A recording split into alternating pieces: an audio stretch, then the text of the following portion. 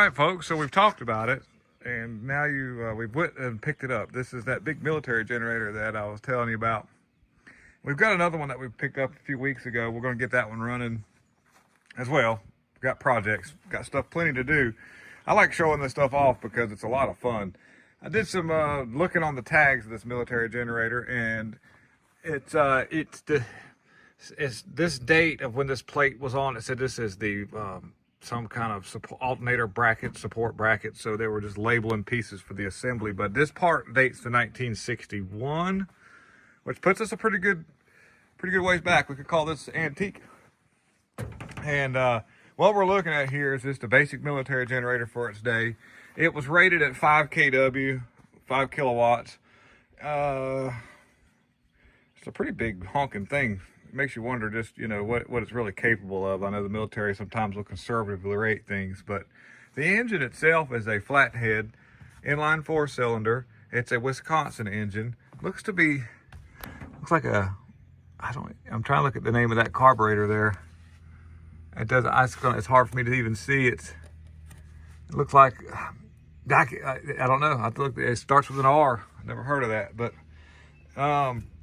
using a Fairbanks Morris magneto at one time. That's what this was, but somebody has modified this with a spark plug wire outside it.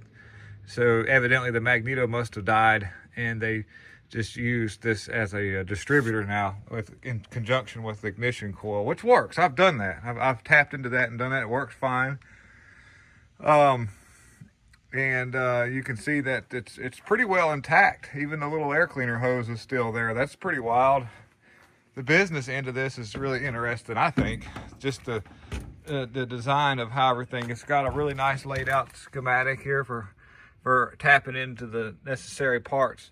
And it looks like it's a single phase, and then I think this thing can do 3-phase. I've got to do a little more work here and look, but I almost think this thing is capable of that. Maximum current 30.5 amps, 120 volt, three phase. Yeah, it'll do 3-phase.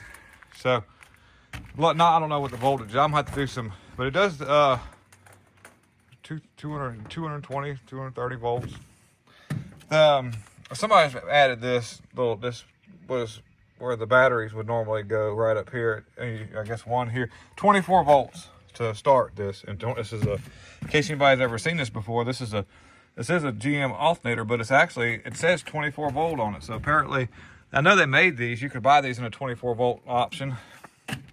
And so that's where we're at there. You can see it's got the original tag, Continental. I said Wisconsin earlier, didn't I? My bad, Wisconsin. It's a Continental. Sorry about that. And this is a little bit of information, 5 kilowatts, 60 cycles, and 39 inches. This thing's pretty heavy. What was the weight on this thing? It was like 925 pounds. I seen a weight somewhere. Yeah, right here. 925 pounds. The radiator looked like it was in good shape. I remember looking in the cap when I saw this thing, and I could see a little bit of green in the top, which that's a good sign. This is the oil filter. Like I say, just two 12-volt batteries in the series would be 24 volts, of course. I pulled the dipstick. It had oil in it. That's a good sign. I didn't see. It's got it's a little drippy, so I'd want to probably get some fresh oil in it. There's I think, like I said earlier, I got the oil filter in this house, and it looks like something that come off a Chevrolet GM looking thing.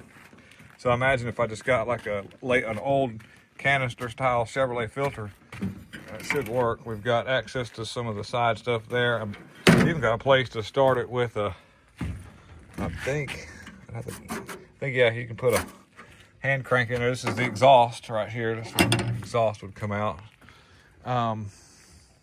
So basically, yeah, this is it. This is what we're going to work on this too.